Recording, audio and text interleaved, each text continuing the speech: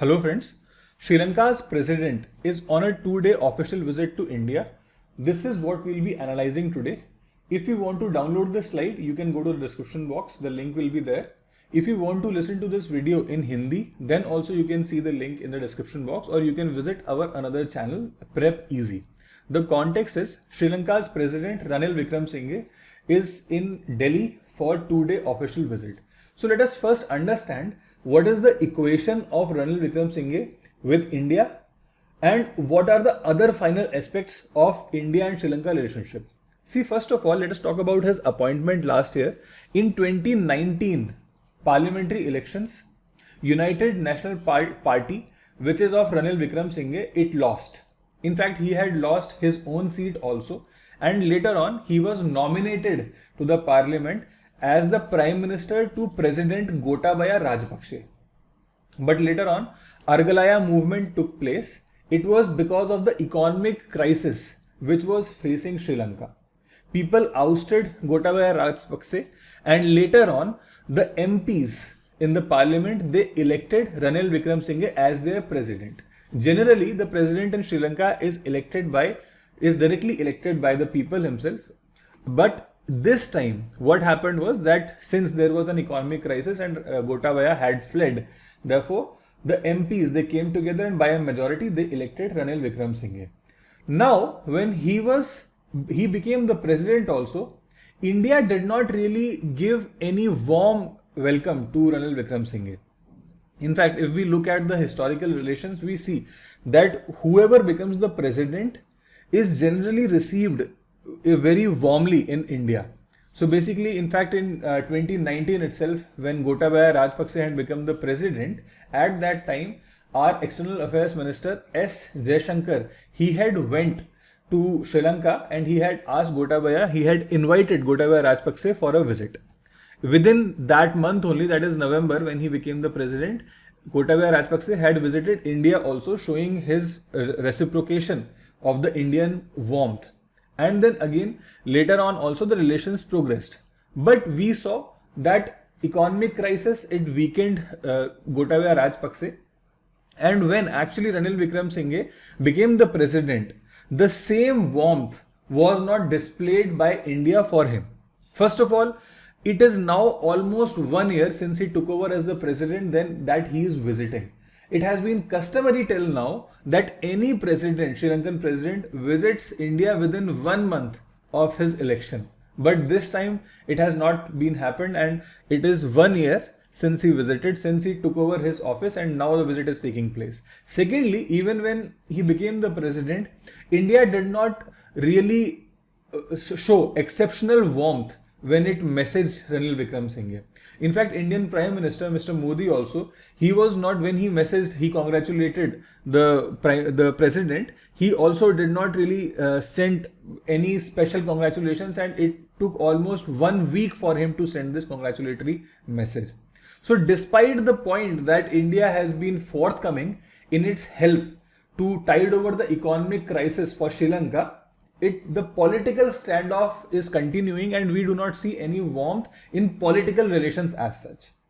And why this has happened? See, because earlier tenure of Ranil Wickremesinghe, when he was Prime Minister in the presidentship of Maithripala Sirisena, which happened from 2015 to 2018, he failed to deliver on certain commitments which he had made to India, in fact, which Sri Lanka had made to India. First of all, there was this Trincomalee oil tank farm. So if you want to have a look at where is Trincomalee, see, Trincomalee is this district. This is a very important district as far as this article goes. So in Trincomalee, India and Sri Lanka had negotiated a farm of oil tanks.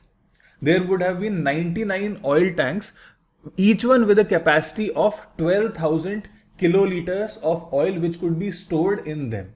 Now, considering the strategic location of Trincomalee, you can see here, even in this also you can see here it is located. So now it is having direct access to Bay of Bengal and also to access the Indian Ocean region. And this is a very strategic location, considering the fact that Indian merchant ships also, Indian naval ships also, they are passing this area every day. So if there is some strategic oil tank located here, it can be very helpful for India for refueling and other purposes. Secondly, there is CEPA, that is Comprehensive Economic Partnership Agreement. It was also not signed despite the negotiations reaching very advanced stage. So it was seen that despite Wickremesinghe being at the helm and he was the prime minister, he could not do anything to support India's friendship efforts with Sri Lanka. However, when we come to Chinese relations with Sri Lanka, they progressed very well. First of all, Sri Lankans sold Hambantota port to the Chinese. Now, some people, some experts might say that this was not actually something which they wanted to, but it was an obligation because of their debt. However, still, if they could have talked to India, there would have been some other solution which could have come out instead of selling Hambantota port directly to the Chinese. After that also, there was this vessel which docked into the Hambantota port. In fact, the vessel was named Yuan Wong 5. Sri Lanka and China both said that this is a scientific research vessel. But India understood that this is not a scientific research vessel, it is a surveillance vessel. And if such vessels are docking at Hambantota, which you can see it is here, then you see that the distance between Hambantota and this area, India's strategic area of Kerala and Tamil Nadu and the southernmost land border, it is very less. So India is very sensitive about the security implications and strategic considerations of these areas. And therefore, any Chinese activity in this area is not really considered favorable to India's security and strategic locations. And this is what, see, this was happening when India was working for the Sri Lanka's economic benefit. Just a few months ago, India had provided a package of $4 billion to Sri Lankans. In fact, see, this was having credit lines, financial assistance when Sri Lanka was facing so much economic crisis. India was helping it out. India was only country which helped it out. And yet, Sri Lanka was still making overtures to the Chinese. This did not went down well with India. And ultimately, you could see that the ties between India and Sri Lanka were frozen. Now, we cannot say that Ranil Wickremesinghe, despite all this discussion, he is having only negative opinion towards India. There are certain parts which are good also in Ranil Wickremesinghe if we talk about the India-Sri Lanka relations. For example, experts say that he had always been an advocate of closer ties. They say that Wickremesinghe had mostly been the Prime Minister in Sri Lanka. He has never been the president, and president is the one who has all the powers in Sri Lanka. Therefore, being the prime minister, he had a very limited capability of doing anything. And therefore, despite being an ardent advocate of closer ties, he could not do anything and he could not work towards getting CEPA signed and getting the Trincomalee farm deal off. It did not really happen. He is actually a close advocate, which is seen from his efforts towards connectivity, improving connectivity between the two countries. He has many times suggested that a land bridge should be there between the two countries. Here we see that, he has said that here from Tamil Nadu to Sri Lanka, we can have a land bridge through which we can improve connectivity. We can have rail connectivity, road connectivity, so that trade material, the goods, they can pass through this area and the trade between the two countries can improve.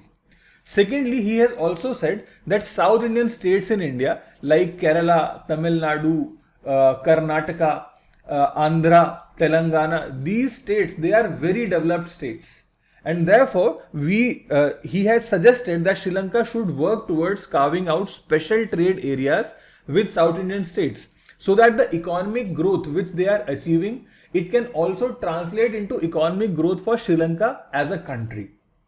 So he has done his part in terms when we talk about the India and Sri Lanka relations. He has also said that despite whatever might happen between the Indian and Sri Lankan government relations, the people to people exchanges, they remain very good and they remain very warm. In fact, many a times he has praised Indian government also. He has said that Prime Minister Modi ji has led to a huge development in India. And he has also said that now it is India's time in the Indian Ocean region, and therefore we must also link with India if we want to grow like that. Now, if we talk about the sea, what efforts India has made to improve the relations with Sri Lanka, India was the only country to respond to the help, to the cries of help which Sri Lanka made to the international governments when it was undergoing the economic crisis. India went about giving a financial assistance of almost $5 billion to Sri Lanka.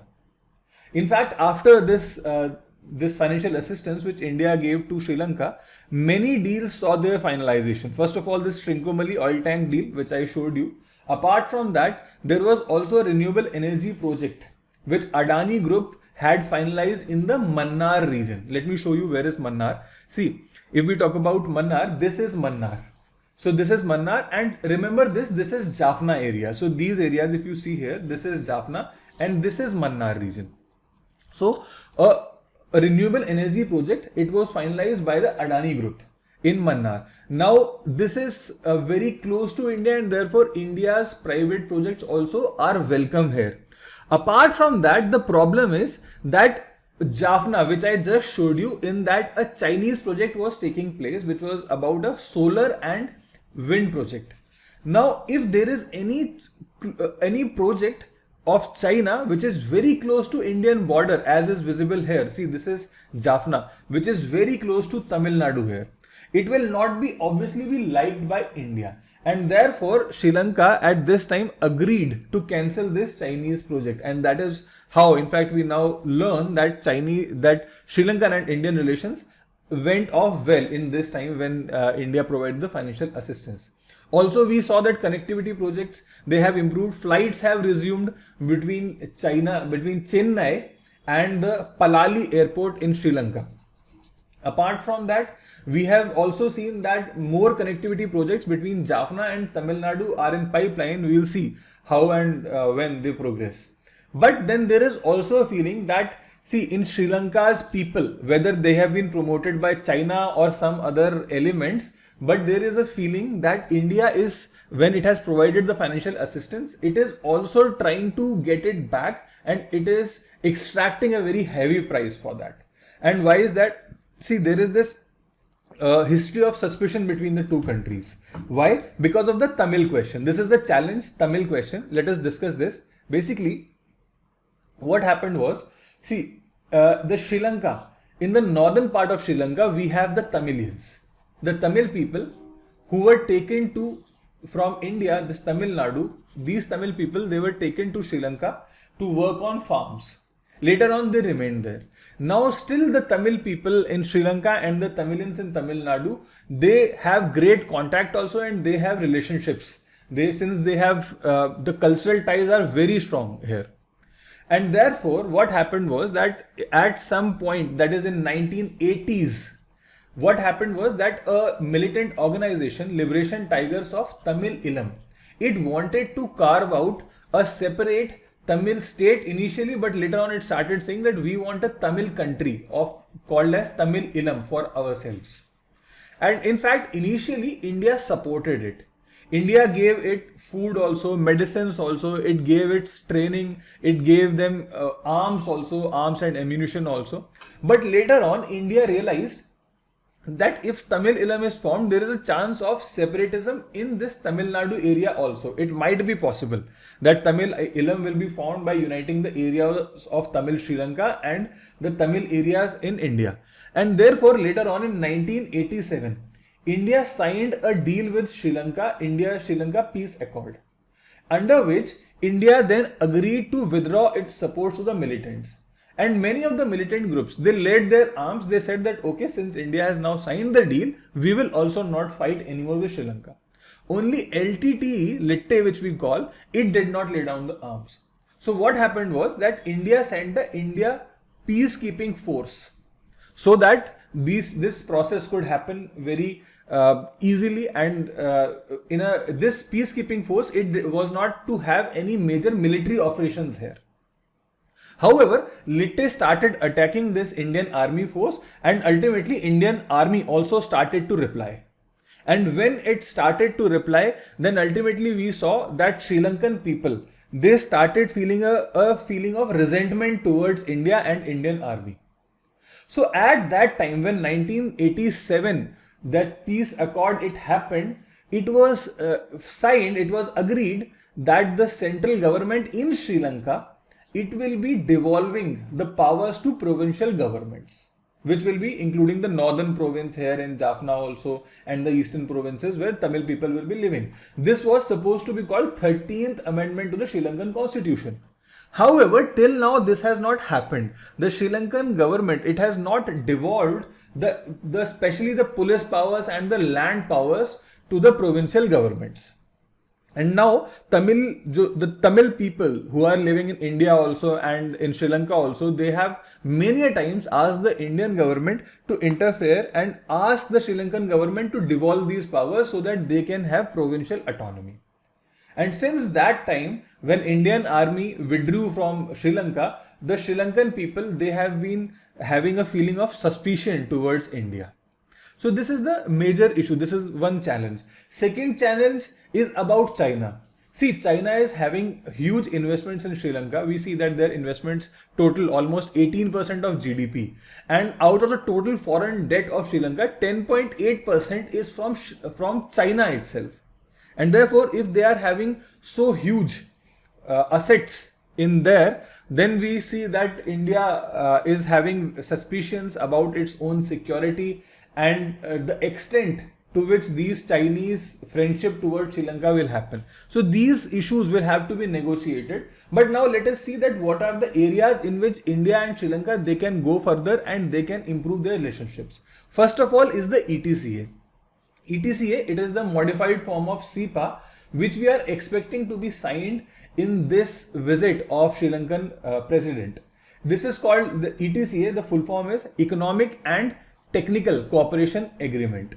So let us see what will be the details. We will be discussing that later also. Secondly, the Sri Lankans, they have proposed an oil pipeline from Nagapattinam to Trincomalee. See, let's see where this pipeline will come from. See, this is this area in Tamil Nadu here.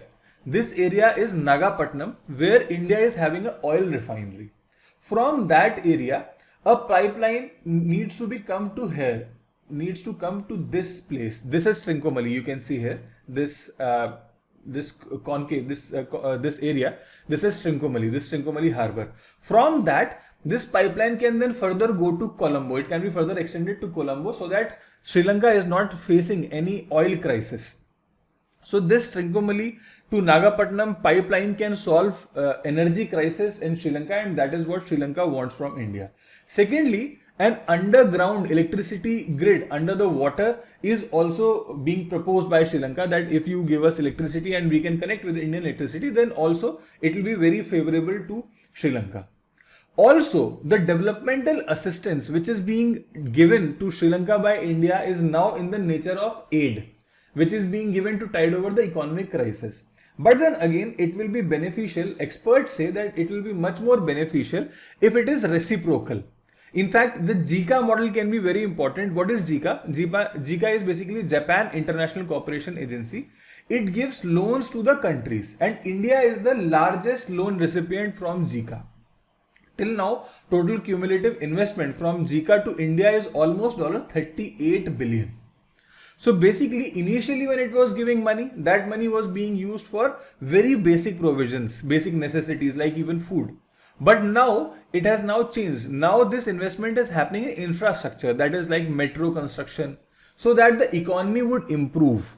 So this is a very heartening development, and we see that this thing will be helpful tomorrow when we see that when India's economy grows, it will also be having a good partnership with the Japanese. And the next aspect which can be better between India and Sri Lanka is digitalization. See, India is already innovating in UPI. UPI is one of the very best innovations which India has made till now in fintech, that is financial technology. But Sri Lanka is still not adopting this UPI. So it is expected that in this visit, Vikramasinghe can also sign a deal with India of implementing UPI in Sri Lanka, which will be very helpful for Sri Lanka. UPI is a great innovation and it makes the payments, financial payments, very, very easy. Apart from that, the most important area for cooperation between the two countries is the security area. See, India, Sri Lanka and Maldives, they are already having a trilateral naval exercise which already exists.